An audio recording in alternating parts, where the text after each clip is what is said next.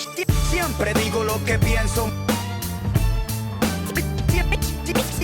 Siempre digo lo que pienso. Bienvenidas y bienvenidos. Me da mucho gusto saludar y dar la bienvenida a Joan Martínez Alier, que es un hombre muy reconocido, economista ecológico. Está de visita en México por algunos días y eventualmente por algunas horas.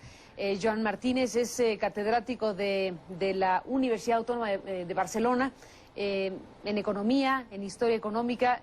Antes de que empezáramos el programa le dijimos, ¿cómo ponemos tu título? Y decía, economista ecológico. Sí. Y bueno, pues tu tarea académica es muy importante. Has estado en Oxford, en Brasil, en Ecuador y bueno, por supuesto en Barcelona y en España. Te agradezco, Joan, que nos permitas conversar contigo ahora que estás por acá en nuestro país. Bienvenido. Muchas gracias. Bueno, ¿y qué significa ser economista ecológico? Significa primero criticar la economía convencional, porque la economía estudia los precios y estos precios no tienen en cuenta los daños al ambiente, ¿no? Y claro, hoy en día mucha gente se ha dado cuenta que, por ejemplo, el aumento del efecto invernadero o la destrucción de biodiversidad o daños a gente pobre, estos los precios no lo miden, no tiene precio todo esto. Entonces la economía de mercado le falta toda esta parte ambiental. Entonces los economistas ecológicos, hay una asociación internacional de economía ecológica, y esto ya hace como 20 años que está en marcha, criticamos la economía convencional y decimos que hay que ver la economía desde el punto de vista físico también. Es decir, hay que ver la economía como la vería un ecólogo, como un sistema de entrada de energía, de materiales, salida de residuos, y es así la economía real humana solo existe porque entra energía y materiales y porque salen residuos. Y todo esto está olvidado por las ciencias económicas. Alguien te diría, y por supuesto que no es un intento de respuesta a lo que dices, pero alguien te diría, bueno, para eso están los impuestos ecológicos. Sí, los impuestos ecológicos podrían corregir algo, es verdad. O sea, una parte de lo que la economía ambiental... Una parte de la economía tradicional tiene ese componente, pero podríamos no es suficiente. No es suficiente, porque ¿cuál debería ser el impuesto, por ejemplo, para que no hubiera un aumento de la concentración de CO2 en la atmósfera, ¿no? Un impuesto tan grande que la economía quedaría frenada por la crisis de acá, en Europa, y en Estados Unidos, Japón, ¿no? Aunque la China y la India crecen, ha bajado. Ha bajado la economía mundial, 2 o 3%, ha bajado el CO2. Y no es por un impuesto, o sea, va unida la producción de dióxido de carbono con la marcha de la economía. Entonces, para los economistas normales, continúan predicando el crecimiento económico en todas partes, no solo en países relativamente pobres, sino en todas partes, en Alemania, Estados Unidos, todos tenemos que crecer. Y crecer quiere decir abusar del ambiente. En el caso concreto del efecto invernadero es muy claro, ¿no?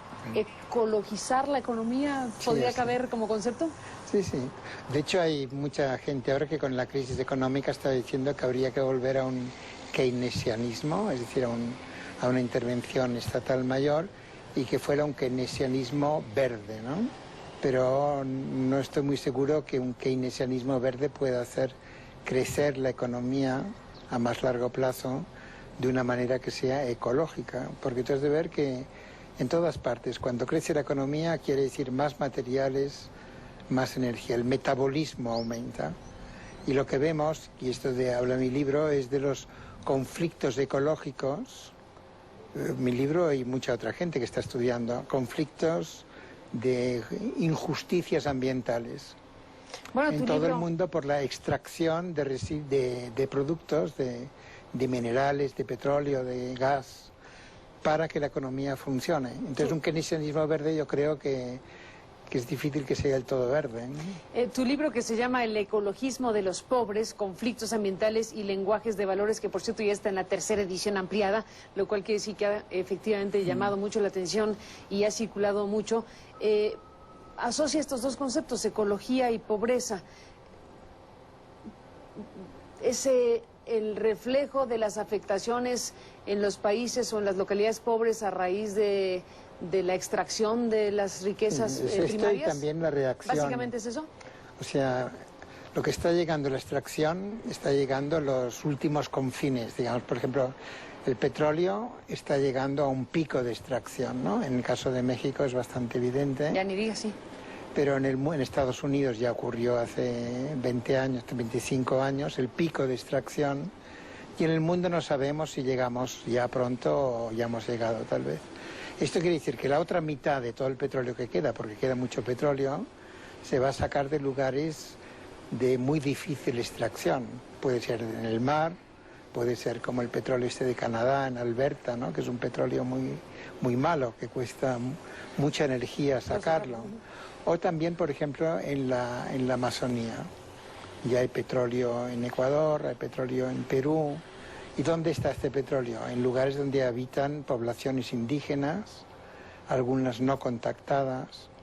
Entonces es un crimen realmente lo que está sucediendo y por venir. Para poder ir en carro un poquito más en gente o para viajar en avión, aunque fuera de Barcelona a México, como yo mismo.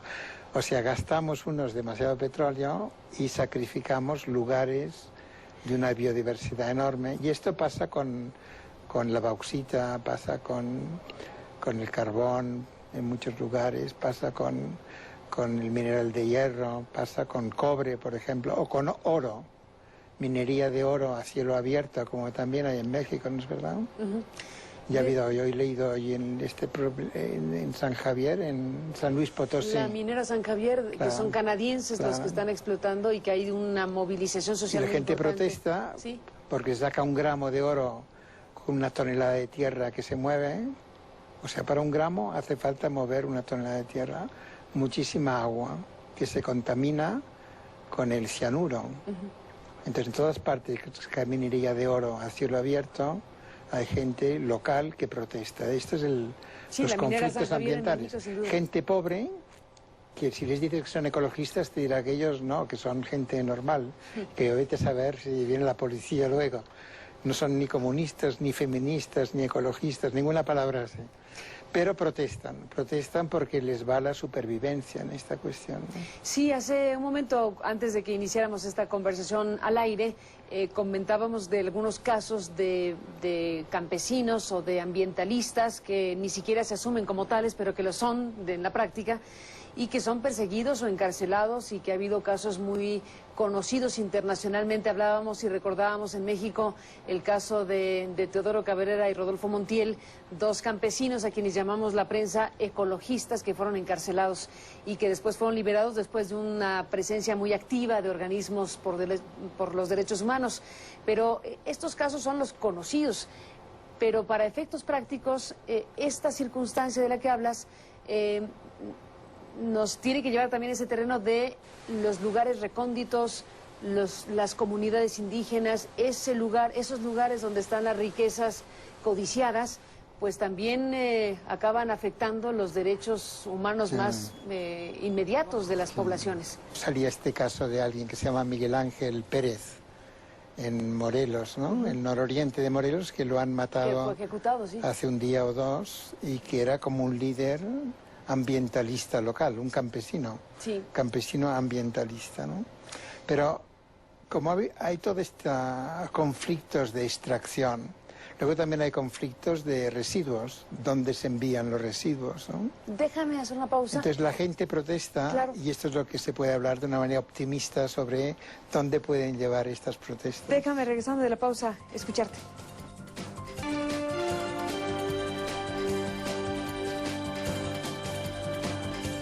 Bueno, Joan, regresando en esta conversación contigo, te quedaste en el punto en donde hablabas de las reacciones sociales, de las protestas sociales, cuando hay extracciones y afectaciones múltiples.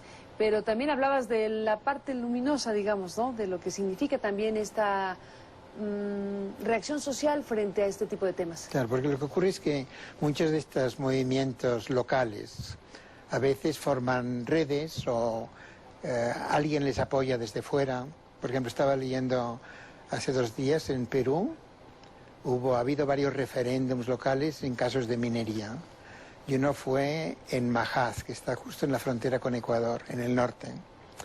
Y allí se está anunciando esos días que alguien de fuera ha hecho una película, un film, explicando cómo fue este referéndum, contra una minería, entonces un proyecto minero que está interrumpido.